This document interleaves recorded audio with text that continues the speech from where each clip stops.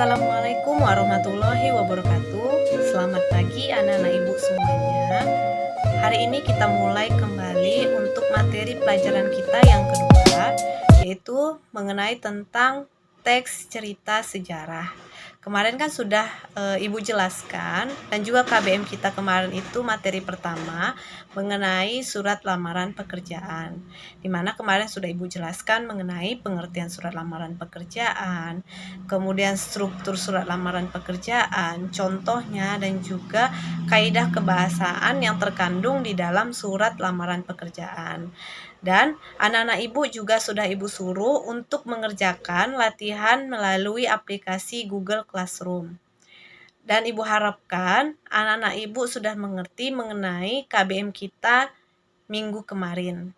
Dan ibu harap semuanya sudah dikerjakan di buku catatan dan sekaligus di buku latihannya, karena akan ibu kumpulkan semuanya mengenai KBM kita, termasuk catatan juga dan latihan.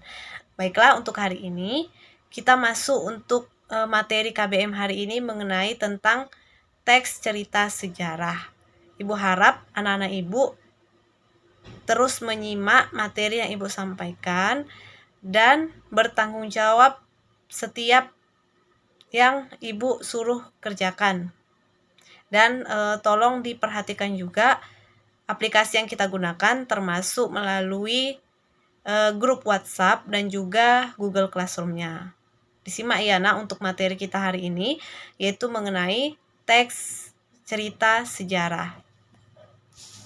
Baiklah anak-anak ibu semuanya, untuk materi kita hari ini tentang teks cerita sejarah, adapun kompetensi dasar yang akan kita pelajari untuk mengenai teks cerita sejarah ini, yaitu menggunakan KD 33 dan juga KD 34, di mana KD 33 yaitu mengidentifikasi informasi yang mencakup orientasi rangkaian kejadian yang saling berkaitan, komplikasi dan resolusi dalam cerita sejarah lisan ataupun tulis. Sedangkan KD 34 yaitu menganalisis kebahasaan cerita atau novel sejarah.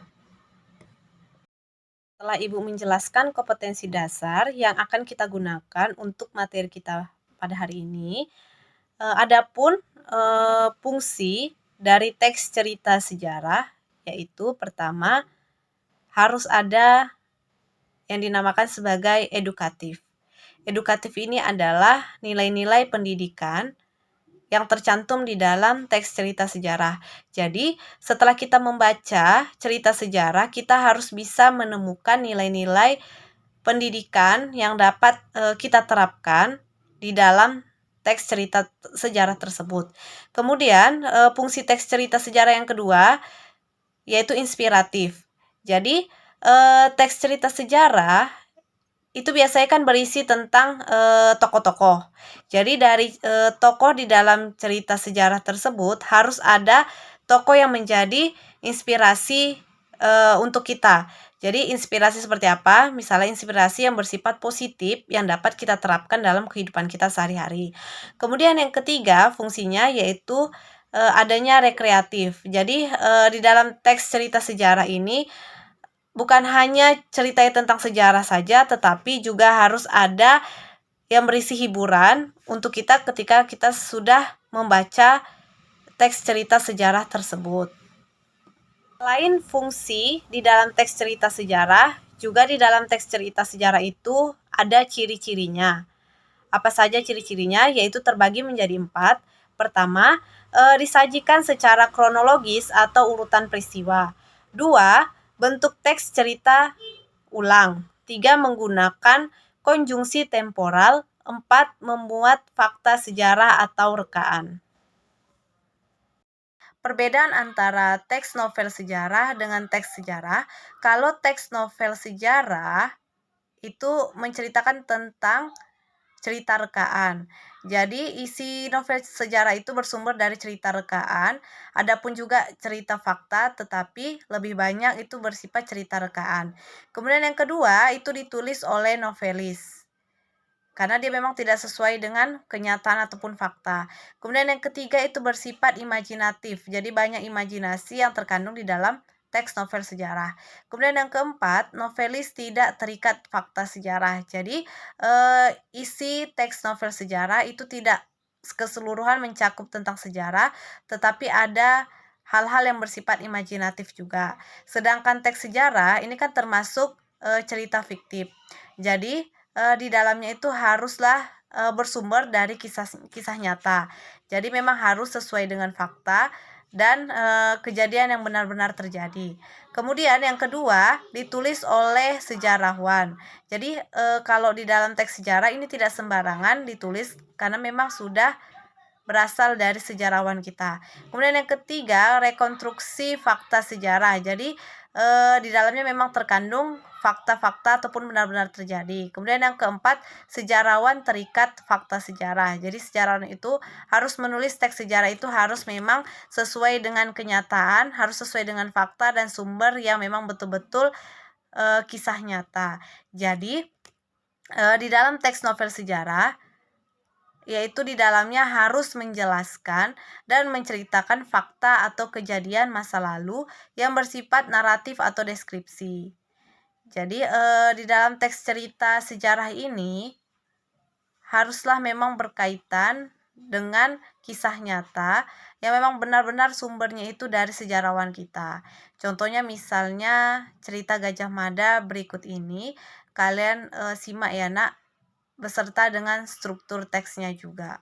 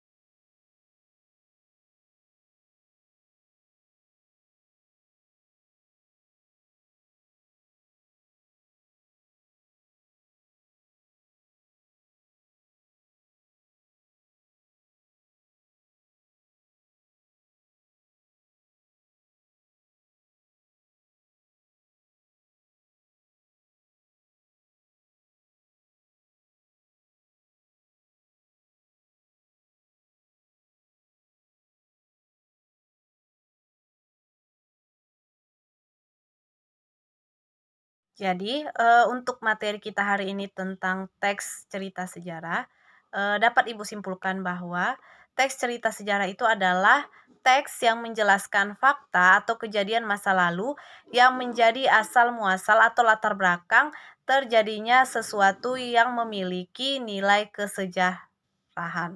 Jadi, anak-anak Ibu perlu kalian ketahui bahwa di dalam teks cerita sejarah ini, selain dia berupa cerita non-fiktif seperti novel sejarah, juga ada cerita fiktifnya, yaitu cerita sejarah.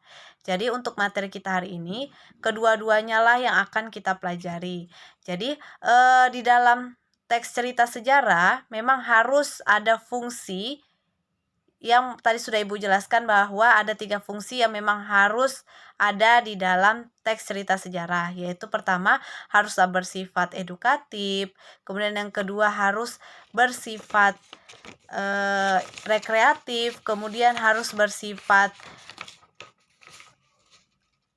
inspiratif, karena memang ketiga fungsi ini sangat berperan ketika kita sudah membaca cerita sejarah. Jadi kita tidak hanya sekedar membaca cerita teks sejarah, tetapi kita juga harus melihat ketiga fungsi ini. Apakah ada nilai-nilai pendidikan di dalam teks cerita sejarah? Kemudian apakah tokoh-tokoh di dalam cerita sejarah ini bisa menjadi inspirasi positif untuk diri kita? Dan apakah di dalamnya juga ada bersifat hiburan atau rekreatif? Dan di dalam teks cerita sejarah ini juga tadi sudah Ibu jelaskan memiliki struktur, yaitu pertama harus ada orientasi, yaitu pengenalan cerita. Jadi kalau sebuah cerita itu kan tidak mungkin tidak ada pengenalan cerita. Jadi yang pertama itu harus ada orientasi, yaitu pengenalan cerita, kemudian ada urutan peristiwa, dan juga ada reorientasi, yaitu menuju konflik. Jadi struktur ini digunakan di dalam teks cerita sejarah agar cerita tersebut menarik dan dipahami oleh si pembaca. Dan materi pembelajaran kita hari ini Ibu hanya menjelaskan tentang pengertian dari teks cerita sejarah, kemudian fungsi teks cerita sejarah, ciri-cirinya, dan juga perbedaan antara cerita fiktif seperti teks novel sejarah dan juga cerita fiktif yaitu teks sejarah. Jadi untuk hari ini materi kita Ibu hanya menyampaikan melalui materi kita hari ini melalui YouTube, dan hari ini tugas kalian itu hanya mencatat materi Ibu pada hari ini. Karena memang hari ini ada beberapa anak Ibu yang sedang melaksanakan vaksinasi. Jadi pembelajaran kita hari ini hanya sekedar mencatat. Baiklah, mudah-mudahan dapat kalian pahami. Ibu sudahi dengan wassalamualaikum warahmatullahi wabarakatuh. Selamat pagi anak Ibu semuanya.